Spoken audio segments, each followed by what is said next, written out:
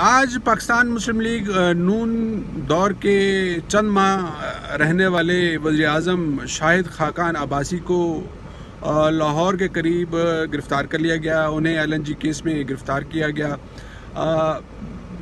میری اطلاعات کے مطابق جو بلومبرگ کی رپورٹ تھی اس کے مطابق انہوں نے پاکستان کے اس معاملے میں $60 کروڑ بچائے تھے.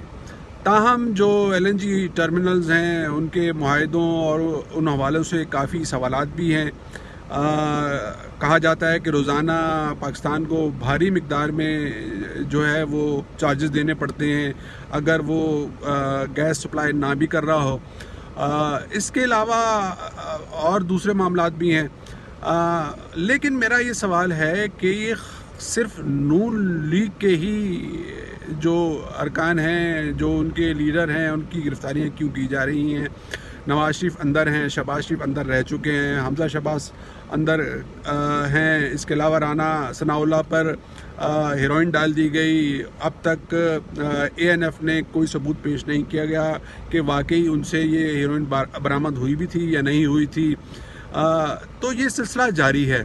زرداری بھی اندر ہیں، آصف علی زرداری پاکستان پیپلز پارٹی کے کو چیئرمین ہیں، وہ بھی اندر ہیں.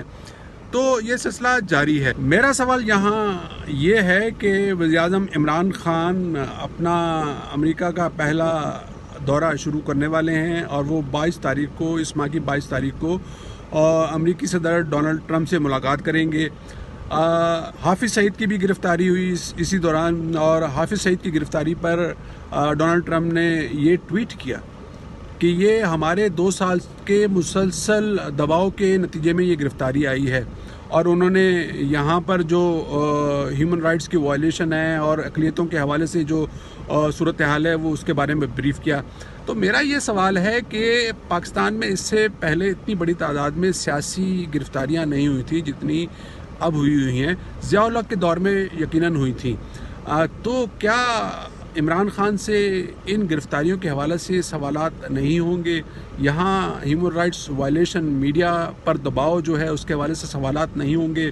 اقلیتوں کے حوالے سے کون نہیں جانتا کہ معاملات بہت ہی الجھے ہوئے ہیں، لیکن انہیں یہاں رہنے کا حق تو ہے. قائد اعظم نے بھی کہا تھا کہ جاؤ جہاں جانا چاہتے ہو، جس عبادت گاہ میں عبادت کرنا چاہتے ہو جا کر کرو. تم آزاد ہو اس ملک کے اندر، اپنی عبادت گاہوں میں جا کر اپنے مذہبی عقائد کی پریکٹس کر سکتے ہو. تو کیا آج انہیں یہ حاصل ہے؟ کیا اس حوالے سے انہیں یہ سوالات نہیں دینے پڑیں گے؟ یہ ہماری انتظامیہ کو، اسٹیبلشمنٹ کو، حکومت کو، PTI کی حکومت کو، PTI کی لیڈرشپ کو یہ سوچنا ہوگا.